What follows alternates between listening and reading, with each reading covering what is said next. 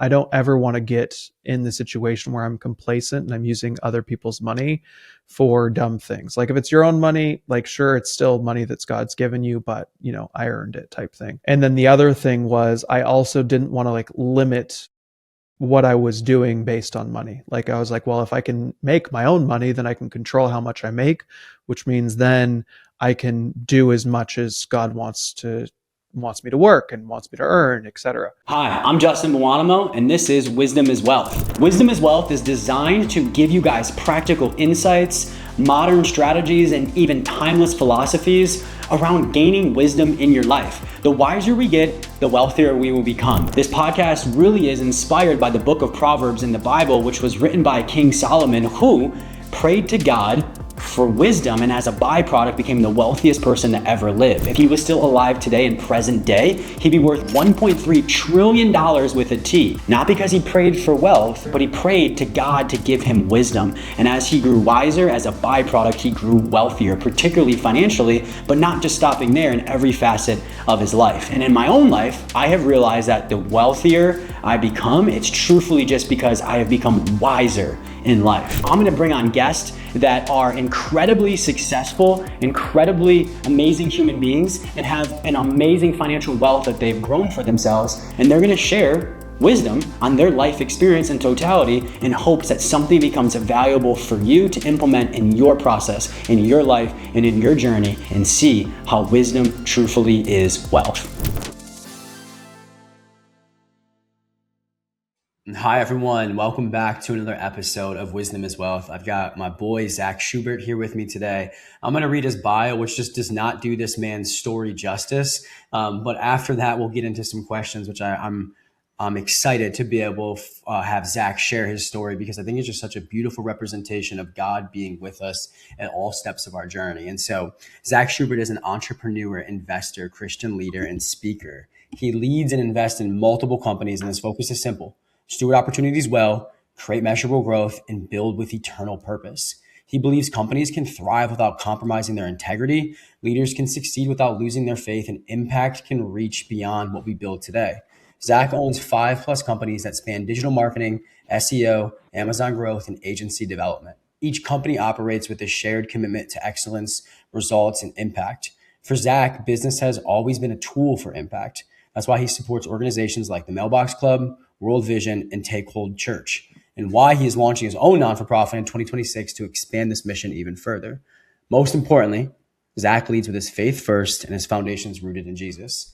And so I've been getting to know Zach for a couple of years now, and it's evident he's a great human with great character, great heart. And then, through this podcast process and us chatting and getting him on the show, just learning that he's got a great story as well. And before him and I hit the record button, I was telling him that I'm reading a book right now called The God of the Long View by David Wigington. And I don't think it was any accident or coincidence that this morning, the chapter I'm in is describing Joseph's story. Right, Joseph, it's got a crazy story. I'm not going to do it all justice here, but enough of it is this man is born with this amazing gift to be able to analyze and almost prophetically analyze people's dreams, but wasn't using that gift that was from God in a godly way, right? At least early in his life. His brothers end up selling him. He gets sold again, then gets a little bit of promotion in life, if you will, then gets kicked back down, puts into a dungeon, and then becomes a very powerful person.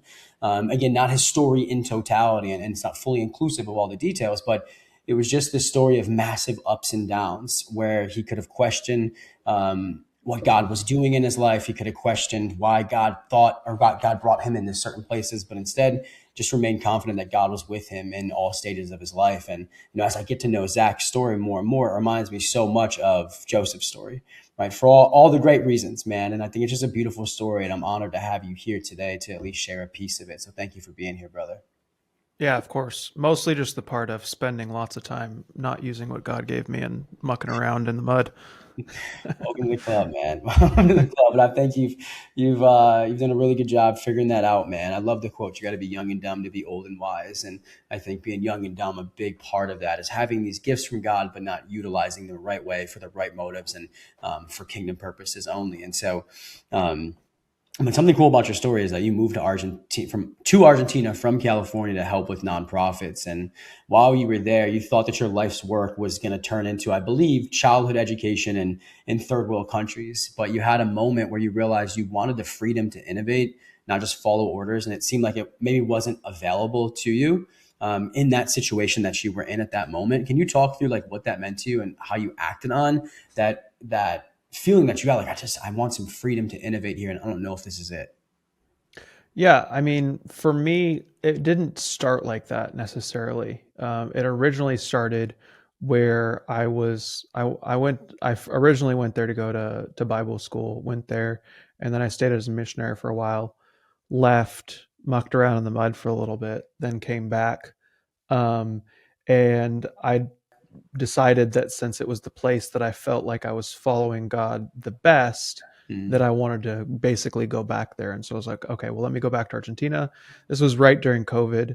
Um, and I decided that I wanted to like earn some money online while I was also doing like missions work. So yeah. like I'd work online in the morning, make some money to support myself, and then in the afternoon I'd like serve and with the rest of the missionaries and stuff because I didn't want to like raise support for myself. I'd seen a lot of Mm, circumstances and examples of where people stewarded it poorly sure. or where it really also kind of like weighed on their ministry, like they couldn't have as big of an impact as they wanted to because of the money constraints. And in my mind, I was like, well, one, I don't ever want to get in the situation where I'm complacent and I'm using other people's money Yeah. for dumb things. Like if it's your own money, like sure, it's still money that's God's given you, but I earned it type thing. Makes sense. Whereas and then the other thing was I also didn't want to like limit what I was doing based on money. Like I was like, well, if I can make my own money, then I can control how much I make, which means then I can do as much as God wants me to work and wants me to earn, etc. Yeah. So I did that, and then I was flying back actually to Peru to like get rid of my apartment and stuff because I was living there for the 2 years previous to that. And when I went back, I had already taken most of my stuff to Argentina, went back to Peru. And the day that my flight was leaving Peru back to Argentina, as I've already had everything sorted, all the airports shut. That was like the COVID D Day, where like all the airports shut. So I was literally stuck in like a 2 bedroom apartment with like 5 different people. They actually all happen to be Venezuelans, which is ironic to Yeah. Yeah. right now. Um, but I was stuck with all of them just in this apartment for like 2 months with like super strict rules because it's obviously a third world country, so the hospitals collapsed within like the first 3 days. Like everything was shutting down. We were just watching the news, and people were being like let out of stretchers from their house, and It's crazy. bodies were just piling up. Like it was wild. It looked like the Holocaust. It was crazy. Um, so I got stuck there for like 2 months. And then eventually got one of those like military repatriation flights back to the US. Argentina was still closed. So I was like, well, can't go back yet. But my plan was to go back. So I was like, well, while there's nothing to do, let me just work the whole time. Yeah. Right. Yeah. And then eventually I was like, well, okay, well, it's still closed. Let me just keep working. And then it kept growing and kept growing and kept growing. And then I met a close friend of mine um, who I had met in Argentina previously, and he had become an entrepreneur and made a bunch of money. And I was just talking to him, and he was like, well, why don't you? He's like, I don't think you understand like the position that you're in right now. And we're in as Christians because we can earn boatloads of money, pretty much unlimited money, and just print it online. And then you can use it for the kingdom in any way that you'd like to, in any shape, way, or form. And I was like, oh, wow. Okay. And it had kind of like opened my mind up about money. And so then that's how that kind of started, and that kind of um, evolved into something more because then it eventually became a business. And then my goal was then, and still is now eventually, is to have businesses that are able to fund my own nonprofit. Now me and my wife were funding other people's nonprofits and stuff, but my goal Yeah. eventually, slowly expanded as my mind opened to what's possible on in the online world. Yeah. And end goal is eventually funding our own nonprofit and being able to do with it what we will. But it didn't start that way. It started like, let me work a few hours a morning on Fiverr and Upwork so I can make some money because it's really cheap in Argentina, so I can make some money, and then in the afternoon I'll work. Like that. That was my plan. Yeah, yeah. I love that. I think it's just such a such a crazy story. When I was reading the part of the story too as well, where you got stuck in Peru, and I believe even your dog was back in Argentina, right? Yeah. Yeah. Just crazy story, man. And but some really good advice from your buddy. And I think that like, being able to earn your own money to innovate, I think is really helpful as well. But I believe part of it too is like when you were working for these not for profits, they were basically telling you what you can and cannot do. Like you didn't have any say, if I have that correct. Like even though you were like the boots on the Yeah. ground, seeing where the real problems were and had these great ideas, they were shutting them down. And it was just these people that were nowhere near the site, the problem, the source, and kind of telling you what to do. And you get in this urge to kind of, have these great ideas, man. Like I just need a valve to be able to display them through. And I think that kind of led you, into some of the entrepreneurship journeys that you have, along with probably a ton of the wisdom that you have got from living in different parts of the world. And I remember Yeah. when I worked at Hawkins, there was a guy that used to interview people, and he had a big title there, hiring people. And he said most times he would rather take somebody with no experience, no degree, who traveled the world for 10 years compared to somebody who had an MBA and 5 years of management experience, because of the perspectives that travel gave those people. And so you've lived in a lot of different places, between California, Argentina, Peru, try to go back to Argentina. Now you're in the UK. And I'm just curious, like, what has all of this traveling and living in different places around the world taught you about God? Um, what it's taught me about God Yeah. is that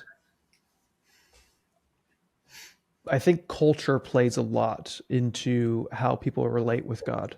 Mm, Obviously, I mean, I think we've all heard this before. Is that like when you go to countries that are that have more need or are poorer, people tend to trust God more yeah. because not even their basic needs are met. Whereas you go to somewhere like the United States and all of our basic needs are pretty much covered, so there's not a need to rely on God even in like the daily things, right? um, and so I think that's one of the big things as far as like between like first world and third world that Yeah. I'd notice is that people's relationships with God in other countries are more of a daily thing because they need it, because if it wasn't for God they probably wouldn't be alive, or they probably wouldn't have what they needed on a daily basis. So there is a lot more of that daily reliance on him. Um, as far as like compared to like the US and the UK, Yeah. um, I didn't know this about the UK specifically, especially about Scotland, but it's the majority of it right now is unreached. Only like 5% of Scotland is actually like a church going Christians, like very like not unreached country level. Whoa. Um, which I had no idea. I thought I was, Christianity. This has been one of the prominent places that Christianity's always been. It's one of the kind of like where Protestants started, all that kind of stuff. Not necessarily Catholicism, but there's been a lot of Catholicism here because the Irish. But then you think like, oh yeah, well, everyone's Christian there. They just got to be. And then you come here and it's like, and it's not even that there's like a religion that's the majority. It's everyone's just non-religious. There's just no religion that people Interesting. have here. Mm, And it's a lot of it has to do with church hurt. A lot of it has to do with a bunch of different things. But I think that was one of the things that shocked me here the most. Um, is that for a lot of people's relationship with God here, it's almost like a lot of them are like very new, more basic Christians. Like when you go into church on Sunday, it's very basic topics that are being talked about. It's very like straightforward stuff. Like there's not even, you can't even really get into theology and deeper topics like that because people that are Christians are either very new Christians, like they were just accepted yeah. or they just accepted into the faith, or they've just had they've been away from the church their most life, and they've recently come back. Like there aren't very many people that are like very mature, very knowledgeable Christians, which is something that kind of shocked me when I came here as well. But I think that would be like the big differences of how kind of I've noticed in these places specifically that people relate with God, especially in Europe. There's a lot of hurt from the church and from um, and different ways that people have misused church money, they misused church authority, misused platforms, all that kind of stuff. And I think that Yeah. just has to do with, yeah. I mean, there's a lot of stuff that could go into there, but those are the big things that I've noticed between Yeah. like the three countries. Yeah. It's like the back end of that, like the church hurt is just a real thing. I run into that a decent bit. Like I've never experienced it myself, but like between my clients and my friends and even people that I meet at the church that we're involved with, right? Like just coming from a place where they had church hurt before. And I might not hit this quote perfectly, but it's something along the lines where it's like, I'm sorry if human beings hurt you, even if they were church leaders, right? But those are the same, or they also hurt Jesus. Man is the person who killed Jesus, right? Like, Right. so you see that more and more, and it's good to interact with it and have experience with it, so we can ultimately help those people overcome that somehow, some way, right? And not let a poor experience with man hold them back from really growing with God and having a deeper relationship with them. But I think what you said about the third world countries was super interesting. And, they have such a deeper faith in God, despite their basic needs not even being met. Right. And I think Mm-hmm. that almost in a good way forces a deeper dependence on God. Right. Because comfort, right, creates complacency, which then is utilized by the enemy as a wedge in between us and God. And Mm-hmm. you ever read the book called The Screw Tape Letters by C.S. Lewis? I've never read it. No. Okay, so it's a book where C.S. Lewis writes it, and he writes it from the perspective of the devil or the enemy, and he's talking Mm-hmm. to his demons here on earth. His demons here on earth. It's his nephew in the book, and his nephew comes to him, and he's like talking about one of Jesus's disciples here on earth that he's trying to throw off and get him on the dark side, right? And the demon comes to the uncle or to Satan and says, I can't get him off this Jesus trail. Like I've tried to take away his wife, I've tried to take away this, I've tried to throw him this adversity. I've literally taken everything away, and this man just keeps running back to Jesus. And the enemy looks him in his eye and stops him. He says, "Stop taking things away from him. Just make him comfortable. That'll work a heck of a lot better of getting him away from God than taking things away from him and forcing him back to God out of that dependence." And so Yep. that just it struck me so hard.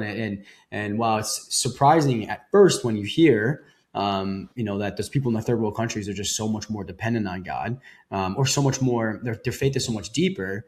It's surprising at first because their basic needs aren't even met. But then when you understand that dependence really does deepen and create a deeper, genuine faith in God and relationship with Him through that dependence, it starts to make sense a little bit, man. And so I don't know if you've ever Yeah. watched the movie. It's called The American Gospel. There's two of them: American Gospel, Christ Alone, and American Gospel, Christ Crucified. And it talks about how over here in the Western world, in America, we've changed the gospel in several ways and offer this false iteration of it, right? And it's fascinating. So I wanted to ask that question. I'm happy you went down that rabbit hole a little bit, but in addition to beliefs about God, I know that throughout your journey, you've had some maturation or some developments in your beliefs around money. And we've talked about this in the past just separately.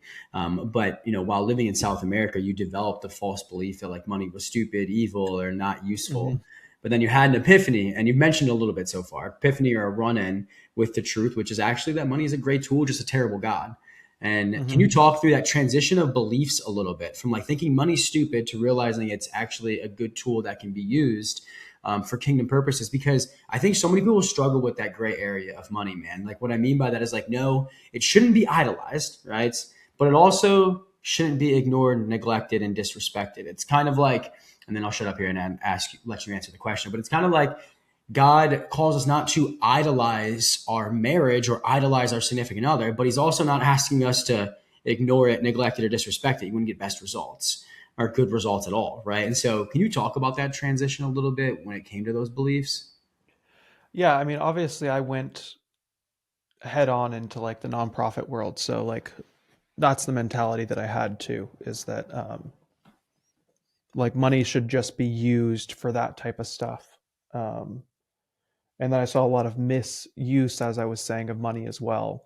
So then in my mind, I was like, well, even if money is destined for something good, it's used incorrectly. So it must be the money that's the evil part. Mm, And then even living in like for a long time living with not a lot myself, I was always like, well, this is the best way, right? Because if I don't have money, then I'm not comfortable, and if I'm not comfortable, then kind of like you were saying, if I'm not comfortable, then I'll be more reliant on God. Whereas if I have money, I'm more comfortable, and then I have to be more, and then I'll be less reliant on God. And it's like it's kind of like, it was kind of like me kind of forcing myself into a relationship with God by changing my own circumstances. Mm, Whereas if God had given me talents, if God had given me a way to earn money, why would I waste that? Right? Like, why wouldn't I use that instead as a tool, like you said? Because, as we know, the Bible doesn't say that money's evil, but the love of money is evil. Um, yeah. but the love of, like you said, lots of things is also evil that are good if they're used correctly, right?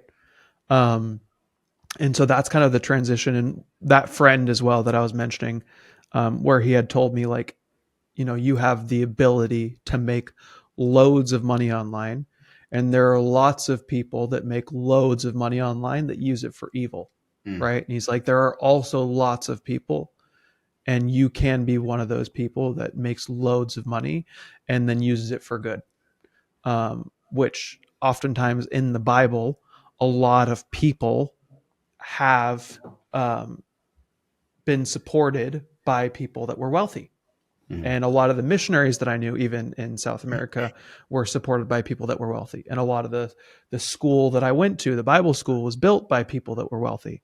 yeah. And Mm, there's even some speculation out there, and someone's actually writing a book on it right now. But there's some even speculation out there that Jesus was actually wealthy, right? Like, if they look at his story, I've heard he that. was a business owner, right, where he could have made loads of money building furniture.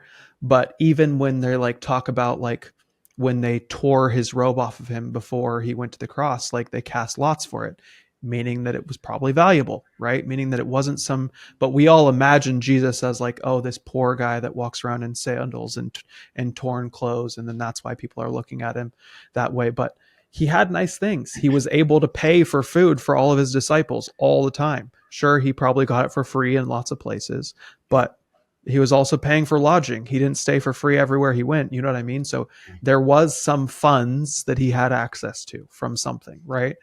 And so I think that was kind of the mentality shift that changed for me, is that, like, you don't have to like slum around and act like you're poor to do good and to be closer to God. Like, you can have money that can help you do good, and you can still be close to God because you're then using that money for his kingdom to be able to help.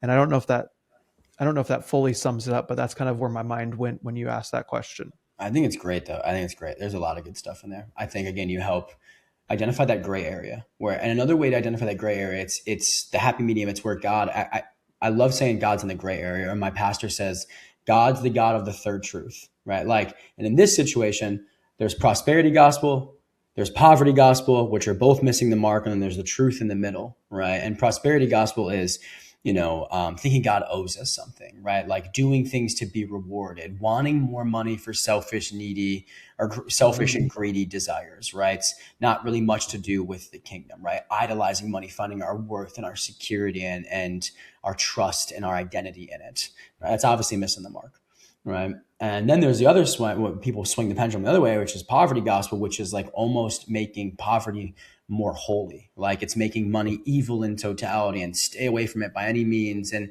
um, creating poverty as like this higher level of holiness, right? Which is also missing the mark, right? And like Mm-hmm. I think God's in that middle and that gray area and that third truth. And I think you did a really good job of explaining that. Or like I think a good way to like to encapsulate that is like money's a great tool but a terrible God, right? And I think Yeah. that if you follow Matthew 6:33, right? First seek the kingdom of God and his righteousness, and all these other things will be added onto you. Really, what that's saying is you're seeking God every single day with diligence, with sincere motives, right? Out of gratitude, out of interest, out of excitement, right? What's going to happen is that God's going to, over time, align your heart with his. He's going to align your character to look more like Jesus, and he's going to align your desires to be more in line with his. Right? And when Yeah. that happens, when that development of character, what can be encapsulated as sanctification, making us more like Jesus, elevating our character to higher levels, when that happens, right, we can be trusted with more money because money doesn't change your character, it just magnifies it. Right. And so when Right. that character is grown and developed that way, particularly to look more and more like Jesus each day, a lot of times God just matches our opportunity with that character, finances being included. Right. And so no, we're not always going to be perfect with finances, but if you grow in character in the way that I'm alluding to, your use of money will mainly be for kingdom reasons. And so you could be trusted with more money as a good steward of it. And so I just love being able to have that conversation with people that can not just teach it the right way, but if you've experienced it, in a deep way. And I love how you Yeah. kind of, you stay rooted in your faith and everything, and including the business side of stuff, right? And so you mentioned you owning 5 businesses, right, and or maybe even more at this point. Have started other No, ones. it's less now actually. It is okay, okay. Yeah. So, but multiple businesses, right? And I think in your bio it was mentioned that you believe that business leaders don't need to sacrifice or hinder their faith, right, through their leadership and or their pursuit of business. And so, can you talk a little bit about how you lead with your faith in business? Yeah. I mean, obviously, for more of like the legal side of things, you can't push your faith on your employees and all that kind of stuff. But all of our core values, um, and even some of our like goals for the company are all rooted around faith, right? So they're all rooted around um, like what I believe and what the Bible teaches. Things like, um, do things in private as you do in public. Things like attention to detail. Things like always making decisions based on data rather than on feeling. So like a lot of our core values have to do with principles that are rooted in the Bible. Um, but then also a lot of our company goals and the things like um, one of our other values, for example, is that people over profit. That's one of our core values for Mm. the company. So behind every single number is a person. Doesn't matter if it's a dollar sign, doesn't matter if it's how many clicks we've had, how many views we've had, doesn't matter if it's how many people showed up to our webinar, doesn't matter if it's how many sales we had that month. All behind every single number is a person. And we will always put the number above the actual profit that comes from it, right? And I think once again, that's just another biblical principle, but it's translated into a business principle. And then even some of our goals, like my employees know that yes, I have goals to grow the company. Yes, we have goals to scale. Yes, we have goals to have more clients. Yes, we have goals to help more people, but we also have goals to give back. So even in like strategic goals for our company, we have like, hey, this is how much money we want to donate by the end of 2027. This is how many people we want to help. This is how much money we want to make for our clients, right? Our goals aren't like, this is how much profit we want to make and how much money we want to take home. You know what I mean? Mm. Whereas a lot of people are like, oh, I want a 500k MRR by the end of 2026, right? Ours is like, we want to be able to help 200 people by the end of, you know what I mean? So Yeah. we just shift the perspective. And Mm. because of those goals, because of the vision, because of the mission that we have, it also just attracts the right people, attracts the right clients, it attracts the Yeah. right employees. And then we're able to kind of nurture a culture and an environment inside of the company where it is based on biblical principles and it's built by people that also follow those biblical principles. So I think it's important to have, I always tell people you have to have like the 4 foundational things of your business built first before you ever hire anyone, before you ever get an employee. Doesn't matter, because it's what's going to be shaping your culture, which is your mission, your vision, your strategic goals, and then the last one that's slipping my mind. But your mission, your vision, and your values and your strategic goals. Those are the 4 things that I tell people that your company has to have every single time. Because even if you don't think it's a big deal, you have 0 clients, whatever, it will be a big deal later, because it's literally going to shape the decisions that people make when you're not in the room. It's going to shape who your HR department's going to go out and hire. It's going to shape who it is that's applying to work for your company. It's going to shape the clients that come into your company that actually want to work with you. It's going to shape absolutely everything. So if you have those things not dialed and they're according to your beliefs, they're according to what the Bible teaches, everything will flow from that, right? And people will see that. Your clients will see that. Your employees will see that. And everyone will want that. I love that, man. That's such a good reminder, and in so many ways. And I love how your goals are tied in something just bigger than us, right? They're tied back to the kingdom and how to give back, and grow the kingdom, man. So a lot of that was just inspiring for me to hear. So thank you for that, dude. Yeah. And I think, you've got a lot of great experience when it comes to running businesses. I know you don't own five, but you still own multiple. And what advice would you give to anyone listening to this who wants to own multiple one day, or someone who has one business and is confused on how to balance starting and owning a second or third one? Because I think you hear a lot of people out there just focus on the one business. Scattered attention gets scattered results, right? If I'm trying to run three businesses at once, they're all getting one third of my efforts, and so, but there's a lot of people out there just doing it successfully. And so I just would be curious your perspective or your advice on that. Yeah. So, a couple things. The first thing is that I always tell people that there's a lot of ways to the top of the mountain. So on Instagram, TikTok, YouTube, wherever you're watching, someone's going to have made money and tell you how to do something a certain way, and they're going to say that it's the only way to the top of the mountain. Mm. It's not true.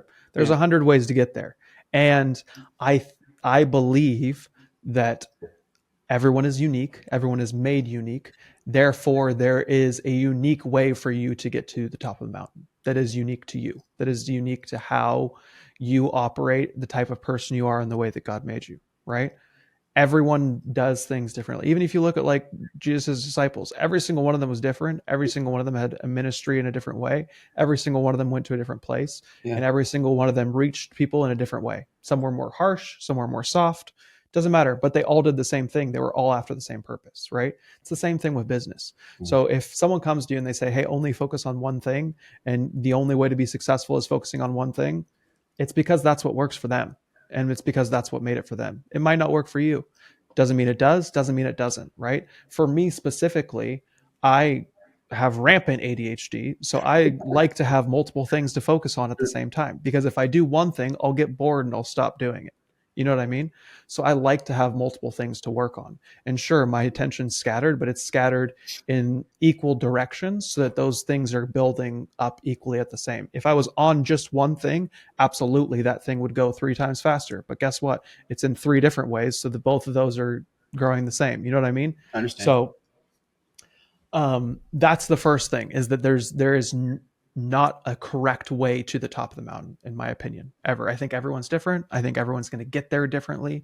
And anyone that tells you otherwise, they don't know how human nature works. Yeah. And then the second thing as well that I'd like to mention is that a lot of my, and I use this word, and my wife would correct me, but a lot of what I do is motivated by laziness, because my goal is not to do anything, right? Like every day when I wake up in the morning, I'm like, how can I do less?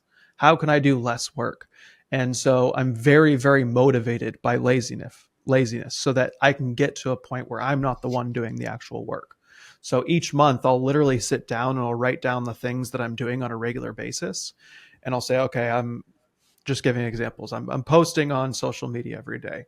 I'm writing copy for a landing page. I'm getting on meetings with clients. Okay, how much does this cost if I went to hire it out? Okay, it costs $50 an hour. How much does this one cost? Okay, it costs 25 an hour.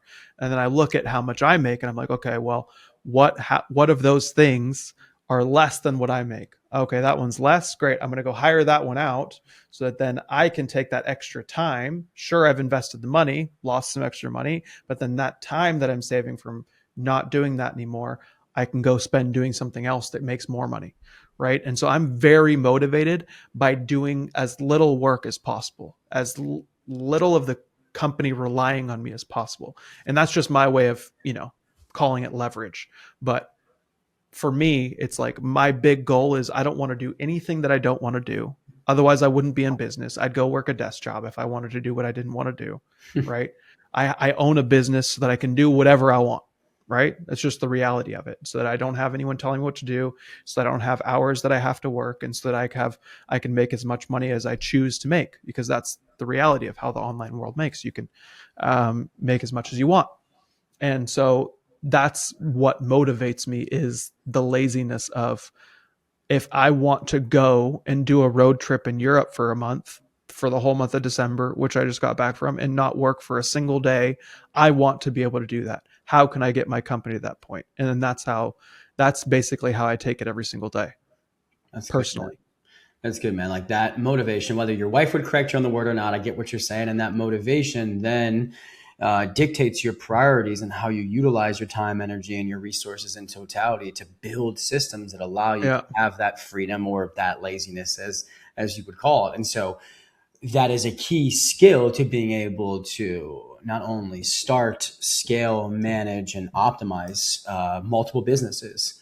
And so, like, systems are so important, right? And I think that, again, there's a gray area when it comes to, yes, you got to roll your sleeves up sometimes, but at the same time, you do have to delegate. And I've gotten in points in my business where I've delegated way too much. Like, I backed out way too soon, got away way too fast, and where delegation, right, is helpful, I kind of took it almost as neglect, right? Like, I'm trying to think of an employee that, Brittany, just like years ago when I first hired her, right? It's like, all right, like, I'm delegating all this to you, like, good luck, right? Like, and you still have to lead. It's not delegate and neglect. There's still a sense of leadership to it as well. And Yeah. so, I just think having the right systems to be able to, yes, allow you to delegate, but at the same time lead. But most importantly, like you're saying, in a way, it's like when you're doing things in your business other people can do, you're not doing the things in your business only you can do.